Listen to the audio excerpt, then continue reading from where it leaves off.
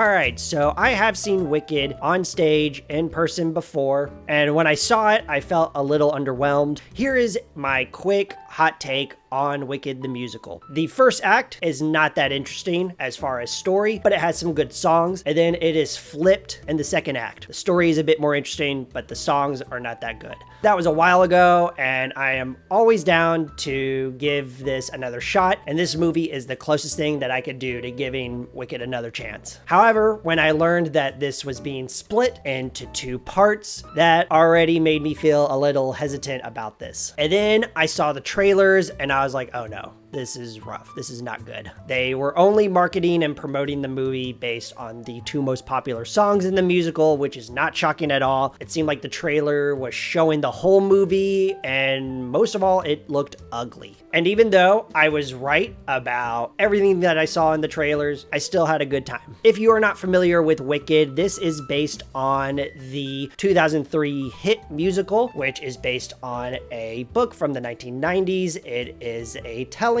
of Elphaba and Glinda, who later on become the Wicked Witch of the West and the Good Witch of the East. Now, first, I just want to talk about the production because it is great. All the buildings and all the rooms are practical, and that's good for a movie that could have been just a film that is only shot on green screen or blue screen and just full of CGI madness. The biggest standout as far as production goes is the song Dancing Through Life, which I will get into again a little bit later on, but the first half of this song takes place in this library, and there's a rotating circular shelf in it, and seeing Jonathan Bailey and the ensemble just interact with this is what makes watching a film like this feel entertaining. Now, that's not to say this film has plenty of CGI. There are talking animals that look like CGI to me. You could tell from the sky, the sunsets, that is fake as well, which leads to a bigger problem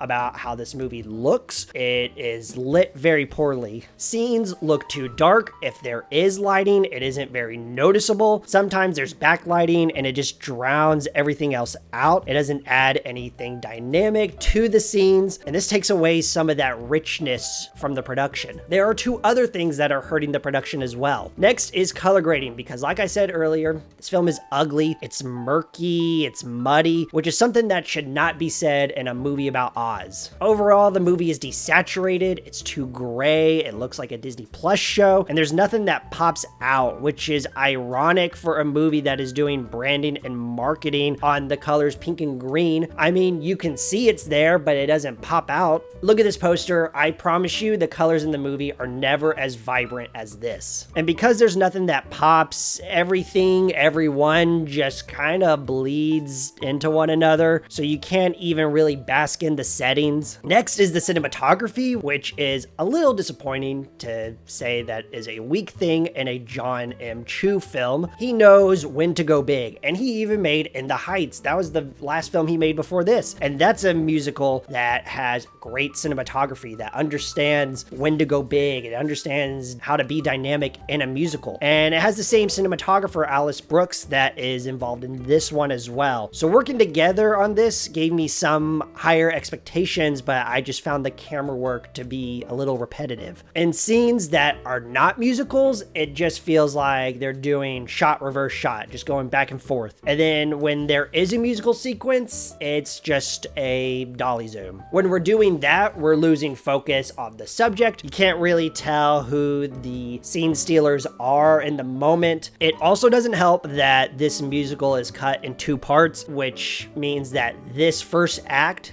needs to be a feature-length film, which means that things are going to either be added or they're going to be drawn out. At first, it didn't bother me, but later on, I started to feel that pacing. Some scenes felt unnecessary, others drawn out. These are just little things that I would have cut and that would have shaved off a few minutes. It might not be a big difference in runtime, but at least the momentum would have kept going. But also the songs feel even dragged out a little bit. The tempos for some of the songs are a bit slower slower. Some songs have a bit more added melodies to them or a bit more bars compared to the original recordings. I would have just sped the tempo up by like 2 beats per minute. That would have shaved some time off too. On the other hand, I wasn't super bothered by the use of the tempo. I was very aware of it, but I was entranced by the performers. I think they did a great job on elevating these songs. I'll start with Jonathan Bailey, who is spectacular in Dancing Through Life. I normally feel really bored during this song, but Bailey gives energy, which is usually absent in this performance. And I'm sorry if that is also considered a hot take for some people. This is really his only time to shine. There are a couple other scenes in the film that involve him, but it's more so just dialogue. Ariana Grande as Glinda is someone I thought was a good choice. I really wasn't expecting much from her. Maybe it's just because I haven't seen her do a lot of acting since her career really started after Nickelodeon, but I thought she was great. She really made Glinda her own. She's charming, has good comedic timing, has a good screen presence. Her singing is great as usual. She has a great on-screen chemistry with Cynthia Erivo. Now, Erivo is also just knocking it out of the park. She does a great job on adding more to the Alphaba character. I think the script gets to flesh her character out a bit more too, so that makes the finale worth waiting for in this act. I waited 2.5 hours to hear Defying Gravity, and it was worth it. That is one of the best songs I have ever heard. When I saw it in person on stage, it almost had me in tears, and here I had goosebumps the entire time. Erivo has this rich, resonant voice that just fills the entire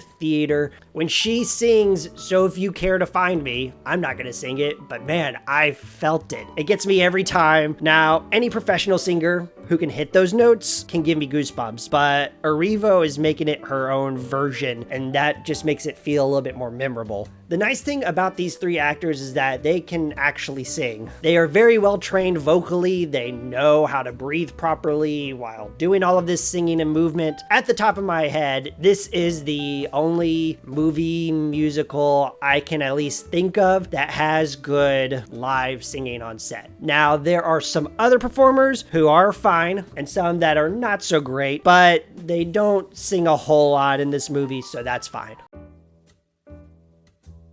For someone who was lukewarm about seeing this movie, I have to admit, I didn't have a bad time with it. Performances are great. Erivo and Grande's vocals are terrific. They make them feel like their own, not as if they are doing a cover. Bailey adds some oomph to Dancing Through Life, which usually lacks a lot of energy for me. The costumes are great. The production is pretty good, but unfortunately, it's bogged down due to lackluster cinematography and desaturated, boring colors. The movie also has needless and lengthy scenes that make it unnecessarily long. The songs are a little bit slower and drawn out as well. Now, a lot of people might say, who cares? Because you're right. In the end, I still liked it, but this is a Jon Chu film. I would have expected just a little bit more from him as far as quality and energy goes. What I'm more curious about now is, now that they've promoted the hell out of this movie with its 2 most popular songs, how are they going to promote the second one? Obviously, they're going to say it's Wicked, come back, and that's going to work for majority of the people. But what songs are they going to use? What's the song that's going to get people interested? Because the quality of songs really dips in the second act, in my opinion at least. There's maybe 2 good songs, but they're nowhere as close as any of the songs in the first act. Well, that's not true. They're better than some of the songs in the first act. I'm sure I will rewatch this when part 2 comes out. It's a good movie. Defying Gravity, amazing as usual. It's a good time. I'm just not super crazy about it. I am going to give this a 3.5 out of 5. And thank you so much, guys, for watching this. If you made it this far, did you see Wicked? Have you ever seen Wicked on stage before you saw this? Let me know down below. Are you going to see the second one? There's one more movie I'm going to review before the end of the year, and then I am going to get started on my 2024 videos. So be on the lookout for that. Like, comment, subscribe, do whatever you want. Make sure you exercise every day, drink your milk, and have a great day.